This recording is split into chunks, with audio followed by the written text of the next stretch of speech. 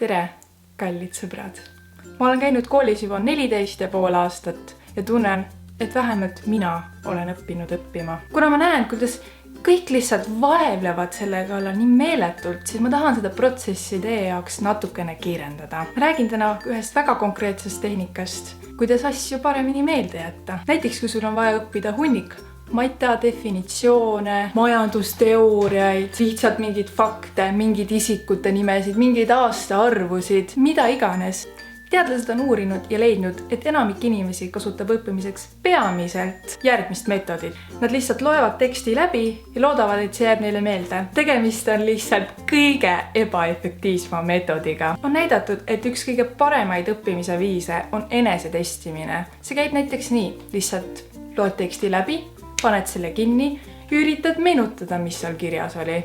On teaduslikult näidatud, et tudengid, kes õppisid aktiivset meenutamise tehnikat kasutades, mäletasid nädal pärast õppimist 80% seda, mida nad õppisid. Vastupidiselt sellele, tudengid, kes lihtsalt lugesid teksti läbi, sobrasid märkmetes, mäletasid vaid 30%. Samuti võrreldi enesetestimist ehk meeldetuletusmeetodit ka teiste õppimismeetoditega, nagu näiteks mõistekaartide tegemine, skeemide joonistamine, tabelite joonistamine.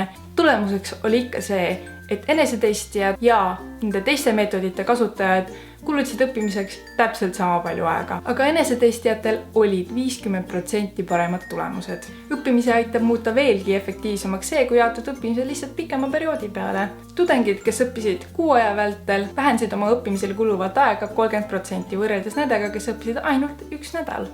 Olen ülikoolis nii sageli kohanud oma tuttavate ja sõprade puhul seda kõige levinumat tehnikat, milleks on lugemine. Tüübid lihtsalt loevad teksti läbi seni kaua, kui see tundub neile tuttav ja siis nad tulevad eksamit tegema või kontoritööd tegema, et ja mul on kõik meeles.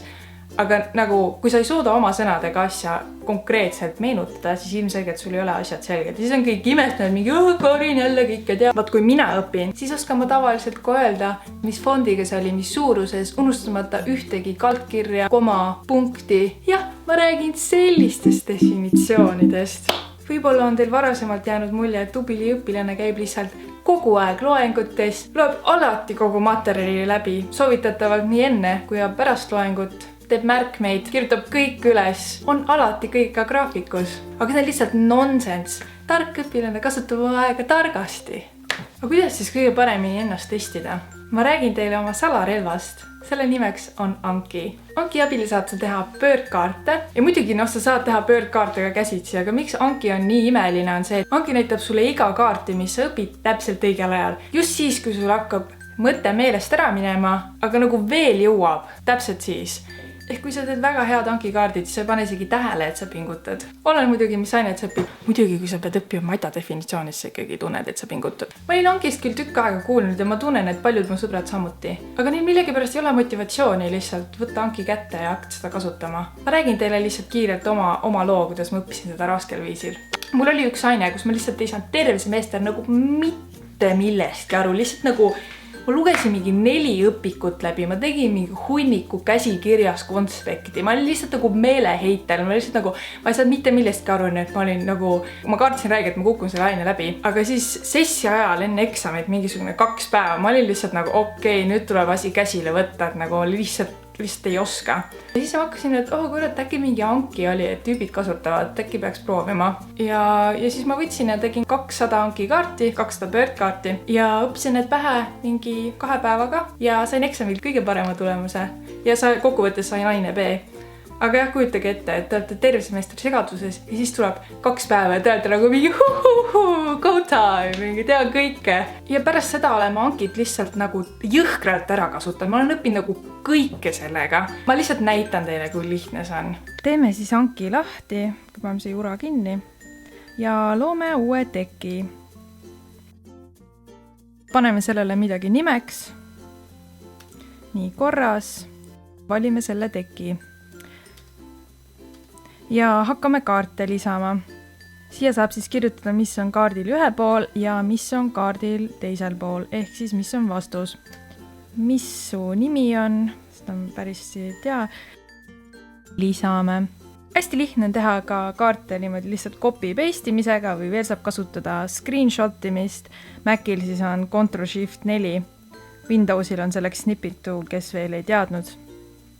Ja siis nii lihtsalt laseme järjest.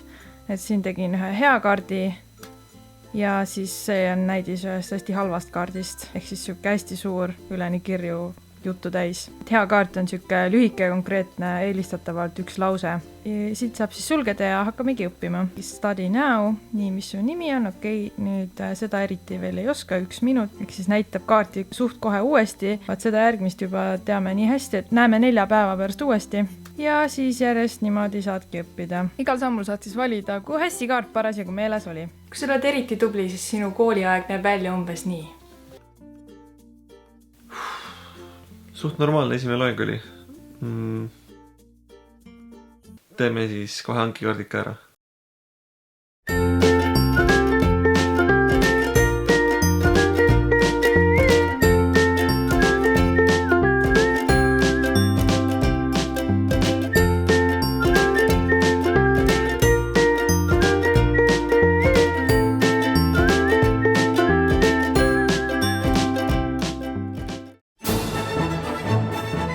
Testimisest on kõige rohkem kasu siis, kui sa kordad üldse väljaspool oma tavapärast keskkonda, nagu näiteks Taivo tegi.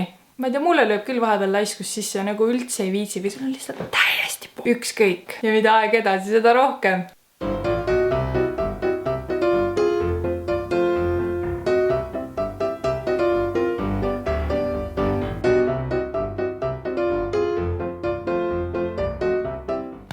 Mis seal kalendris siis vastu vaatab? Täitsa lõpp.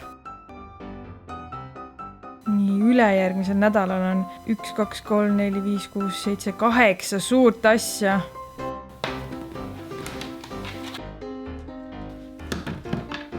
Küll Anki jälle päeva päästab.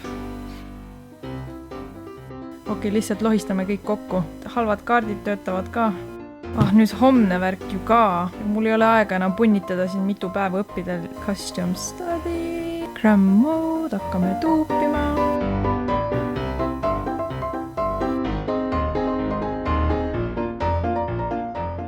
Ja olles kasutanud seda tehnikat ka umbes nüüd aasta aega, on tulemus umbes selline. Eks ma ikka üritan õppimisega alustada võimalikult vara ja vahepealsega õnnestub ja tõepoolest asjad jäävad palju kauemaks meelde. Ja tulemused on alati täpselt nii head, kui ma soovin. Õppimine on sageli vaevaline ja üsna nõme tegevus. Ja kui öelda, et sul on mingi tarkvara, mis lihtsalt teeb õppimise super tõhusaks, siis sa oled nagu mingi valus, peab pingutama, Aga see ei ole nii, Anki lihtsalt teeb teie elu nii palju lihtsamaks. Tänu Ankile on mu õppimiseks kuluv aeg vähenenud vähemalt poole võrra, kui mitte rohkem. Ja tulemused läinud veelgi paremaks. Aga muidugi heade tulemuste taga ei ole ainult Anki. Okei, ütleme nii, 80%. Aga kahjuks ei jõua ma täna sellest süvitsetumalt rääkida, nii et loodetavasti teeme seda tulevikus. Ärge unustage vaadata descriptionisse, kus ma jätan palju erinevaid linke ja asju, mida ma olen maininud. Ja näeme järgmisel korral!